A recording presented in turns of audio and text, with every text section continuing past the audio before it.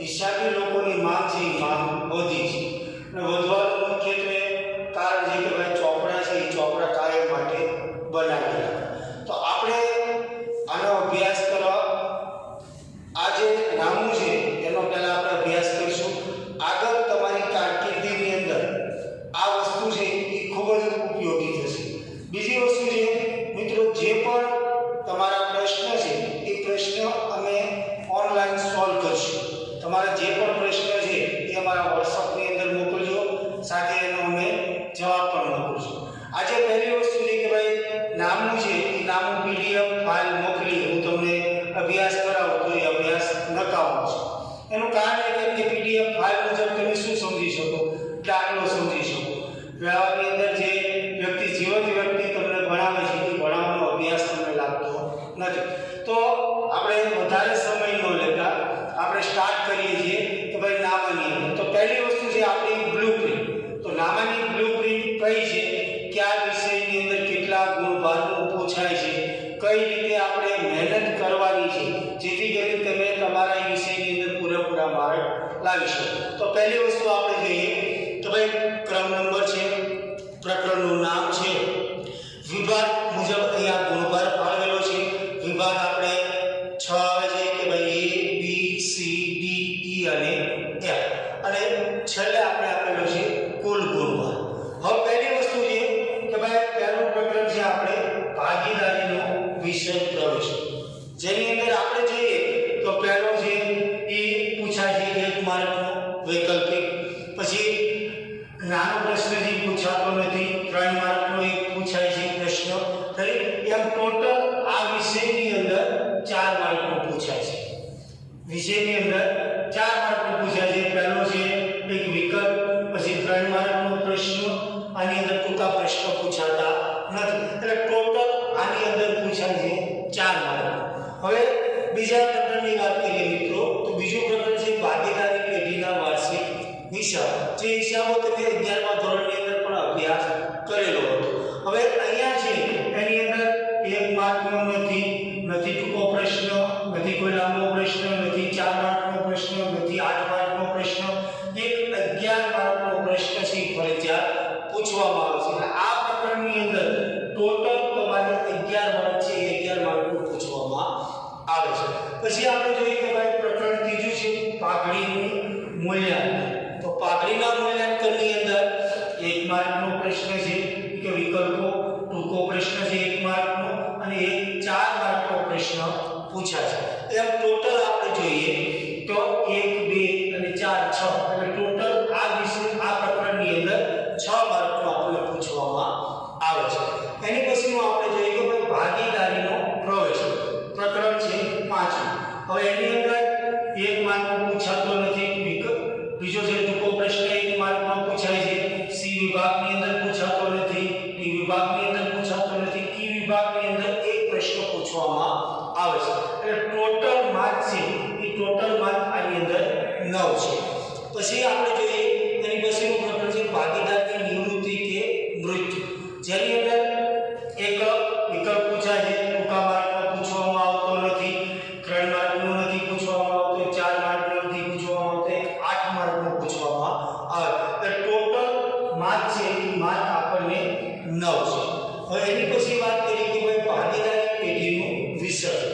આ વિસર્જનની અંદર 1 માર્કનો પ્રશ્ન છે, પછી એક વિકલ્પ પૂછે છે, એક ટૂંકો માર્કનો પ્રશ્ન પૂછે છે, અને 3 માર્કના 2 પ્રશ્ન પૂછવામાં આવે છે. હવે આ ખાસ યાદ રાખજો મિત્રો, 3 માર્કના 2 પ્રશ્નો છે. 3 માર્કના કેટલા પ્રશ્નો પૂછવામાં આવે છે? અહીંયા 2 પ્રશ્નો પૂછવામાં આવે છે. એટલે ટોટલ આ વિષય આ પ્રકરણની અંદર તમને 8 માર્કનું પૂછવામાં આવે છે. પછી આપણે જોઈએ કે ભાઈ ભાગ છે એ ભાગ 1 પૂરો થઈ જાય છે, ભાગ 2 ચાલુ થાય છે. ભાગ 2 ની અંદર પ્રકરણ પહેલું છે કે ભાઈ શેરમૂડીના હિસાબ. હવે શેરમૂડીના હિસાબોની અંદર એક વિકલ્પ પૂછવામાં આવે છે, એક ટૂંકો પ્રશ્ન પૂછવામાં આવે છે, 3 માર્કનો પ્રશ્ન નથી પૂછવામાં આવતો, 4 માર્કનો પણ નથી પૂછવામાં આવતો, એક 8 માર્કનો પ્રશ્ન પૂછવામાં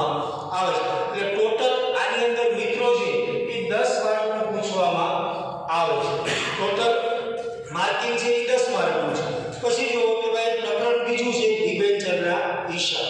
હવે આની અંદર 1 માર્કનો એક પ્રશ્ન પૂછવામાં આવે છે, એક ટૂંક જવાબી પૂછવામાં આવે છે અને 3 માર્કના 2 પ્રશ્ન અહીંયા પૂછવામાં આવે છે. ખાસ ધ્યાન રાખજો કે ભાઈ જેની અંદર અંડરલાઈન કરેલી છે કે ભાઈ 3 માર્કના 2 પ્રશ્ન છે, 2 પ્રશ્ન આની અંદર પૂછવામાં આવે છે. ટોટલ આની અંદર છે 8 માર્કનું અંદર પૂછવામાં આવે છે.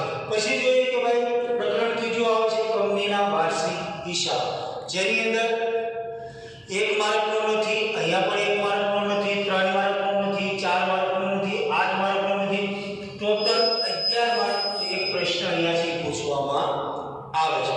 હવે આપણે જોઈએ કે ભાઈ એની પછીનું પ્રકરણ છે ચોથું નાણાકીય પત્રકોનું વિશ્લેષણ. વિશ્લેષણની અંદર એક જે વિકલ્પ છે પૂછવામાં નથી આવતો, એક ટૂંક જવાબી પૂછવામાં આવે છે, એક 4 માર્કનો પૂછવામાં આવે છે અને ટોટલ છે એ ટોટલ આ પ્રકરણની અંદરથી 5 માર્ક છે એ 5 માર્કનું પૂછવામાં આવે છે.